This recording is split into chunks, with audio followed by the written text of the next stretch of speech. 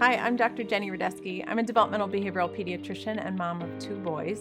One thing I love about my job is being able to share practical play tips on how kids can build skills like flexible thinking and language and empathy and problem solving. Today, we're going to talk a little bit about how to help kids think about figure play and how to take another character's perspective. I recommend this all the time as a way to build empathy. Because if a child can see through the eyes of someone else, even if it's a character in a toy or in a book, it's a way that they build their flexible thinking and they start to realize that not everyone sees the world exactly like they do.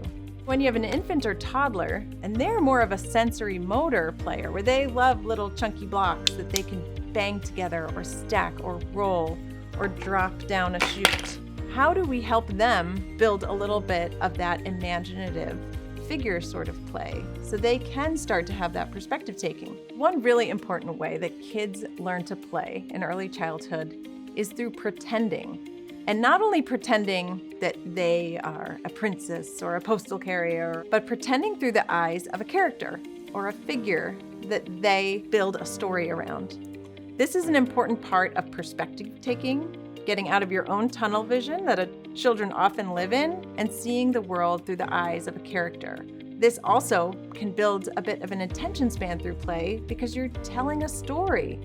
What is Mrs. Cow feeling? What did she have for breakfast? What sort of things is she gonna do as she looks for more hay or is looking for a quiet place to take a rest?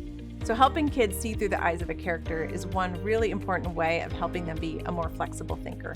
When you have a toy like this that doesn't have all the electronic bells and whistles, animal sounds, and barn noises, then it's between you and your child to be making those noises and making them whatever you want, any language, any silly sounds. This helps build some imitation and some turn-taking between you and your child. And it also just gives you the freedom to decide the way you want to play and the million different ways that kids will come up to using a toy like this. The second thing it does is it has all of these little places for surprises. And we know when we're playing with kids and we get little silly surprise moments, that's when you get more social referencing and social connection, where you look at each other and smile and connect. But also you can get a child requesting, let's do it again. Or you can do things like taking turns or pausing and waiting to see someone else's reaction. What I love about this too is that there's diversity in the animals that we see, but there's also diversity in the humans that we play with, right? Because we want all kids to feel like they're represented in the toys that we play with. And we know that infants and toddlers are already seeing differences in skin tone and color. So it's worth having toys that really represent that and let you talk about it.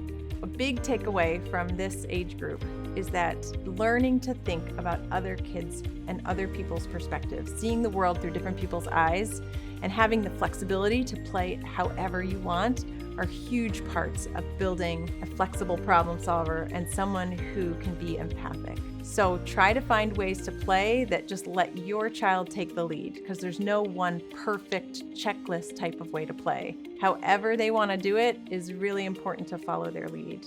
So until next time, I'm Dr. Jenny. Thanks for spending your time with me, and you've got this.